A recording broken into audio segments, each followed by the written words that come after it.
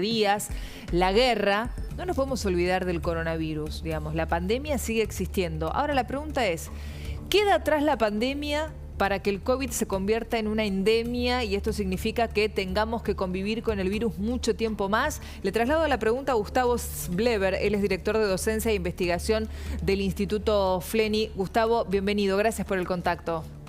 Hola, ¿cómo están ustedes? Buen día. Bien, ¿tenemos que hablar ya de endemia en lugar de pandemia o todavía no? ¿Estamos cerca?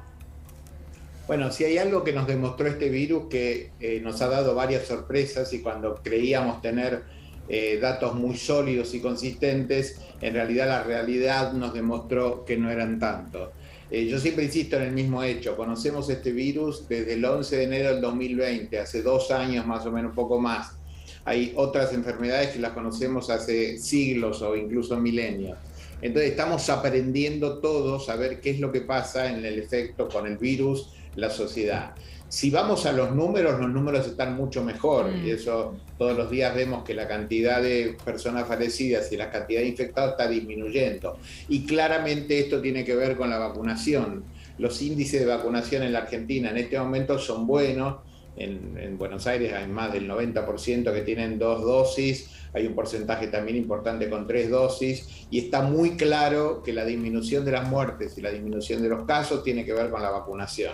O sea que estamos en una transición de una pandemia planetaria, universal, que todos conocimos, hacia un virus que en el peor de los casos está teniendo un efecto bastante parecido a la gripe, y que no provoca, por lo menos en este momento, las clásicas neumonías bilaterales que llevaban los pacientes a la Ahora, unidad. doctor, estas imágenes de la guerra y de tantas personas en refugios, todas juntas, digo, con esas imágenes nos tenemos que preocupar. ¿Puede hacer que el virus se reavive de algún modo o que surjan nuevas cepas, nuevas variantes o no? Bueno, Rusia tenía una de las cantidades mucho antes de esta guerra, tenía cantidades de muertos muy altas, e incluso allí el proceso de vacunación, paradojalmente porque ellos tienen una de las primeras vacunas, no fue tan eficaz y tan eficiente. Esto depende básicamente de la vacunación. Digamos, el virus no tiene un lugar amable para reproducirse en la gente vacunada. Entonces volvemos a insistir con esto. A medida que aumenta la tasa de vacunación, disminuye la posibilidad de que aparezcan nuevas variantes como la de Omicron o Delta que aparecieron antes. Así que claramente tiene que ver con la vacuna. Por supuesto, la guerra que es una catástrofe y tiene muchas catástrofes asociadas incluso a la sanitaria. Claro. Así que veremos cómo evoluciona esto, pero la verdad que es una situación lamentable multidimensional. Doctor, ¿cómo le va? Buen día. José Costa los saluda. Lo que empezamos a hablar en este tiempo, ya después de 2 años que se decretó la pandemia, que justo se cumplió esta semana, el 11 de marzo, ya empezamos a hablar no de la fase aguda del COVID, sino de lo que se conoce como long COVID. Y hay la mirada puesta ahora también en cómo está afectando la materia gris. ¿Qué es lo que nos puede explicar usted de este fenómeno?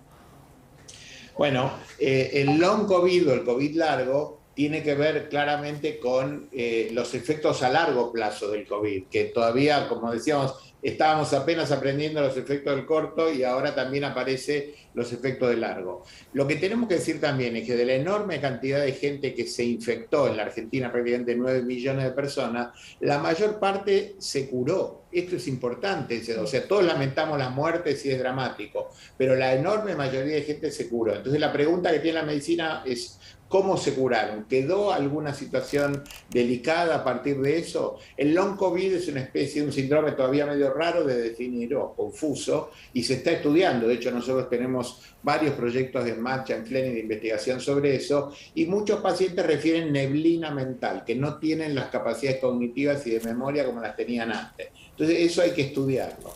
Hay un estudio muy interesante que acaba de salir en la revista Nature que muestra que les hacen resonancia magnética a los pacientes cuando no estaban infectados y después de haber sido infectados con COVID, comparándolo con el grupo que nunca se infectó. Y hay una especie de achicamiento, de pérdida de la sustancia gris del cerebro en algunos lugares, sobre todo en las zonas vinculadas al olfato. Eso es esperable porque como todos sabemos, la pérdida del olfato fue un fenómeno clásico en la definición de la enfermedad. Sí. Pero como es todo estudio, nos plantea más preguntas que respuestas. ¿Qué va a pasar? ¿Cómo van a evolucionar? ¿Van a tener alguna otra enfermedad neurológica en base a eso o se van a recuperar? Estas son las preguntas que quedan abiertas en este momento y que la medicina va a tener que resolver en su agenda científica. Doctor, por delante. Habló hace algunas horas nada más Fernán Quirós y dijo, atención, porque si bien no van a ser casos graves, lo esperable es que en abril o mayo tengamos suba de contagios. ¿Eso a qué se debería? ¿Por qué se daría en abril y mayo? Bueno, usted sabe que a medida que empiezan los primeros fríos, esto ha sido en estos 2 años que tuvimos la pandemia, vemos que aumentan los casos con el frío, digamos, durante el calor bajan y durante las épocas más invernales, otoñales, aumentan. Sí. Esto, por supuesto, estos datos que tenemos han sido de poblaciones no vacunadas o no vacunadas completamente. Hay que ver qué es lo que pasa ahora, pero es cierto que la ventilación no es tan eficiente, uno tiende a cerrar las ventanas, claro. Las prácticas sanitarias que tenemos a veces un poco se debilitan, así que está bien que la autoridad sanitaria advierta y prevenga en el sentido que esto podemos ver un incremento de los casos. Doctor, usted hablaba del traspaso de la pandemia a una endemia. ¿Qué va a pasar entonces con el uso del barbijo?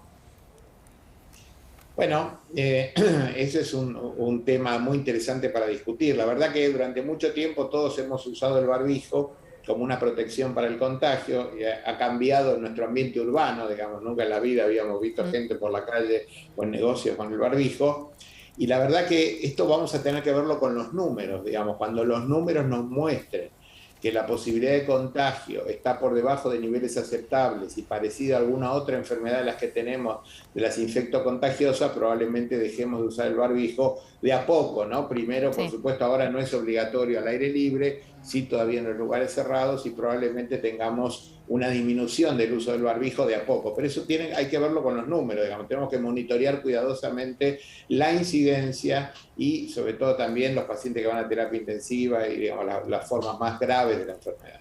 Doctor, muchísimas gracias por su contacto, ¿eh? Gracias, no, al contrario, gracias, que esté muy bien. Ahora, yo estaba leyendo también lo que está pasando en China. China está registrando la mayor cantidad de casos desde el primer brote de coronavirus ahora. Exactamente, porque finalmente ingresó Omicron.